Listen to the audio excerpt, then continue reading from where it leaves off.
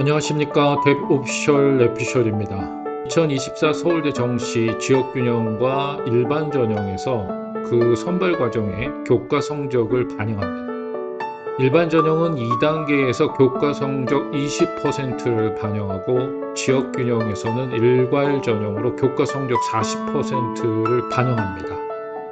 일반 전형은 1단계에서 수능 100%로 2배수 선발하고 지역균형은 일괄 전형으로 60%의 수능을 반영합니다. 결국 수능의 영향력이 크다는 것을 알 수 있습니다.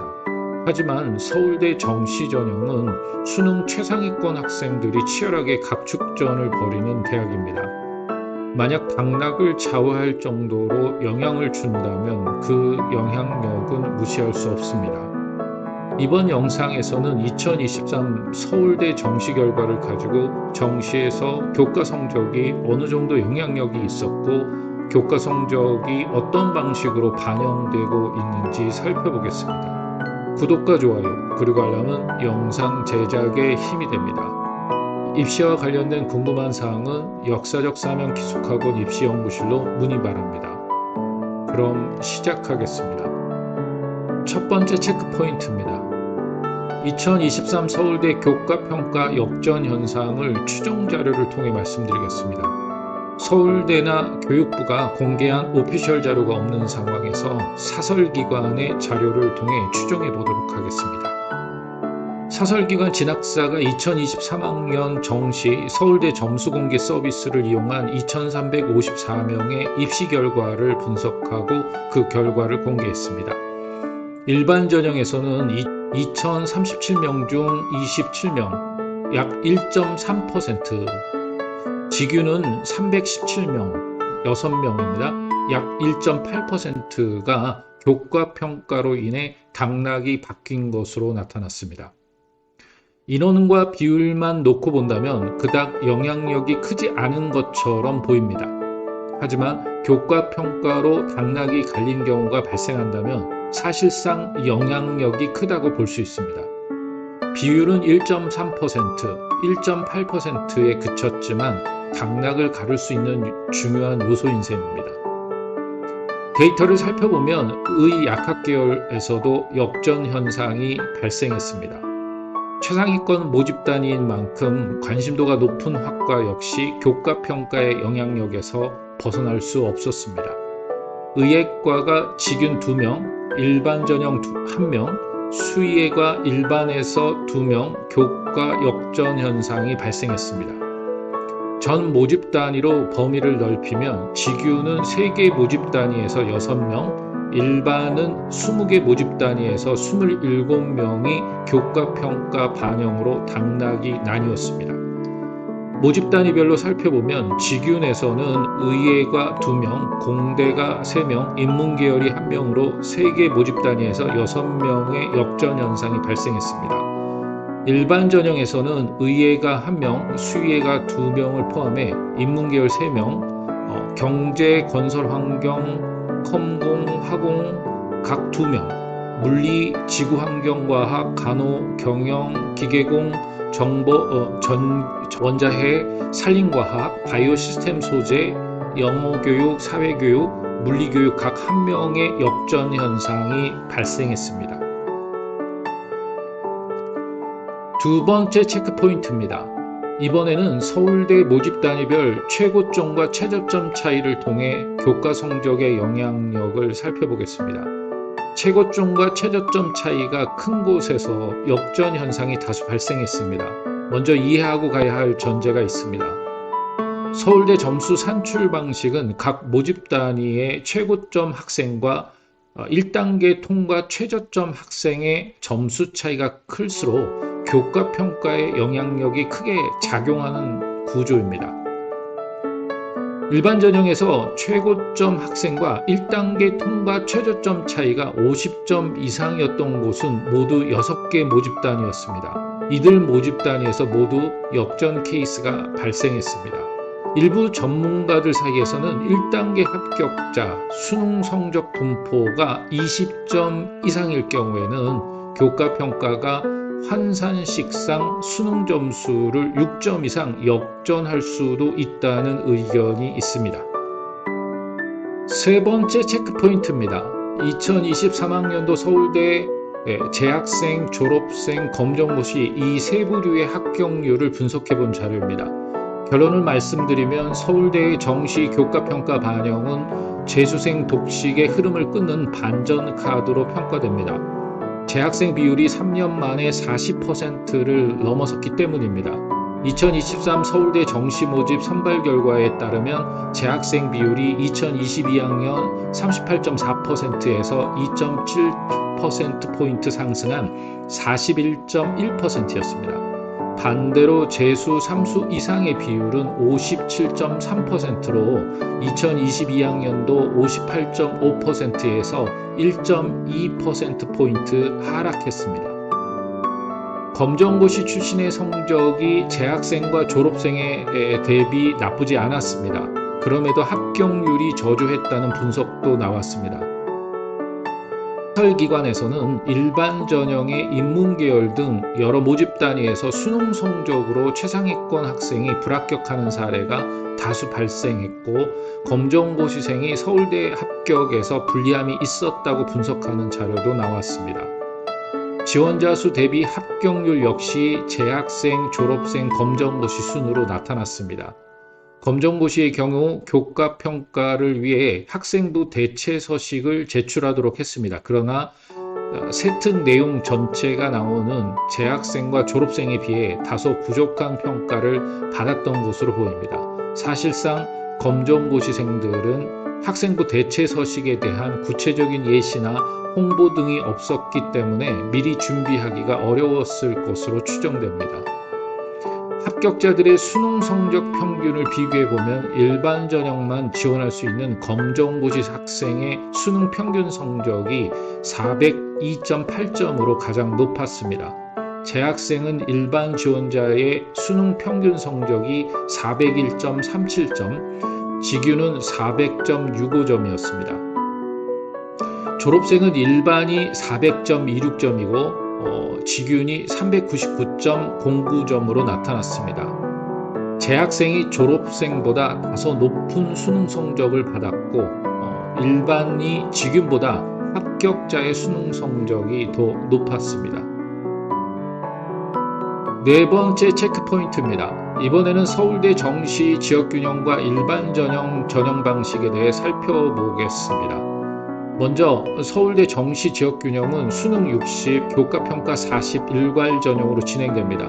서울대 정시 일반 전형은 1단계에서 수능 2배수로 선발하고 2단계에서 1단계 80%, 교과평가 20%로 단계별 전형을 실시합니다. 2024학년도 서울대 정시는 나군에서 지역균형 136명, 일반 전형 1119명을 선발합니다. 2023학년도부터 반영되기 시작한 서울대 정시 교과평가는 공교육 안정화에도 영향을 줬다고 고등학교 현장에서는 평가하기도 합니다. 일부 선생님들은 교과평가 반영이 수업 태도나 의지 등에 대해서 어느 정도 영향을 미친다고 생각하고 공교육을 살리는 분명한 요소라고 강조하는 선생님들도 있습니다. 2024 서울대 정시에서도 작년과 같은 반영비율로 선발합니다. 작년의 데이터를 감안해 지원 전략을 세워야 할 것으로 판단됩니다. 특히 재수생과 삼수생 입장에서는 자신의 교과평가에 대한 정성적 평가가 어떤 식으로 평가될 수 있는지 자세히 따져보아야 합니다. 다섯 번째 체크포인트입니다. 서울대 정시 교과평가 방법을 상세하게 살펴보겠습니다. 서울대 모집 요강에 나오는 지역균형과 일반 전형의 평가 대상, 평가 자료, 평가 내용을 살펴보겠습니다. 평가 대상은 전 모집 단위를 대상으로 교과평가를 실시합니다. 평가 자료는 학생부, 교육평가 편성표를 기본 서류로 진행합니다. 학생부가 없는 학생들의 경우 학교생활기록부 대체 서식을 제출하게 하고 그 내용을 토대로 정성적 평가를 진행합니다. 평가 내용을 살펴보면 학생부에 기록되어 있는 교과 학습 발달 상황, 즉 교과 이수 현황, 교과 학업 성적, 세부 능력 및 특기 사항 등을 활용한 정성적 평가 방식입니다. 따라서 석차 등급을 산출하는 정량 평가 방식과 다릅니다. 오히려 세특을 중심으로 교과 이수 현황과 성취 등급 사이의 연관성이 중시되는 평가 방식입니다. 그리고 모집 단위별 관련 이수 과목을 이수했는지도 봅니다. 즉 물리학과에 지원하는 학생이 진로 선택 과목에 물리학과 관련 과목을 이수했는지 살펴본다는 의미입니다. 생활기록부 대체 서식은 검정고시 출신 학생들처럼 생기부가 없는 학생들을 위한 대체 서식이라고 보시면 됩니다. 6번째 체크 포인트입니다. 서울대 정시 교과평가 과정에서 구체적인 평가 항목을 살펴보겠습니다. 생기부에 있는 교과목 이수 현황을 통해 수험생이 교과목별 위계에 따른 선택과목 이수 내용을 평가합니다. 고등학교 교육과정에서 위계는 고등학교 1학년 보통교과 중 공통과목을 중심으로 편성되고 고등학교 2학년에는 일반 선택과목을 중심으로 편성됩니다. 그리고 고3 과정에서는 진로 선택과목을 주로 편성합니다. 학교 상황에 따라 교육과정 편성은 달라질 수 있습니다. 그러나 이 위계에서 2학년 일반 선택 그리고 3학년 진로 선택으로 넘어가는 과정에서 학생의 교과 선택 과정을 살펴보겠다는 의미입니다. 예를 들면 물리학과에 지원하는 학생이 고2 일반 선택 과목에 물리학 1을 선택하고 자연스럽게 고3 진로 선택 과목에서 물리학 2를 선택하는 과정을 의미합니다. 고2 때는 일반 선택으로 생명과학이나 지구과학을 선택하고 고3 진로 선택 과목에서 물리학과를 진학하기 위해 물리학 2를 선택하는 경우 서울대가 바라는 위계에 따른 진로 선택 과목 선택이 아닌 것이 됩니다. 다음으로 교과목 학업 성적을 통해 성취도를 평가합니다. 학교생활기록부에는 교과학습에 관한 석차 등급만 기록되어 있는 것이 아닙니다. 등급 이외에도 교과목의 원점수, 평균, 표준 편차, 수강자 수, 성취도 비율 등도 기록되어 있습니다. 서울대 입학사정관은 이 데이터를 활용해서 해당 수험생이 다닌 학교의 집단의 특성, 과목별 학업 수준 등에 대해 상대적 평가를 할 수 있습니다. 연세대는 수시에서 교과평가 방식으로 Z점수로 계산하고 있습니다. 하지만 서울대는 입학사정관의 평가 방식을 통해 지원자 간의 상대적 비교가 가능한 느슨한 정성적 평가 방식을 도입하고 있습니다. 생기부 교과 과목별로 기록되어 있는 세부 능력 및 특기사항의 내용은 교과목 선생님이 기록해준 내용입니다.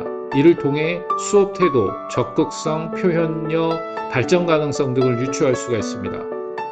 평가 등급은 A, B, C 3개의 등급으로 평점을 나누고 A는 5점, B는 3점, C는 0점을 카운트합니다.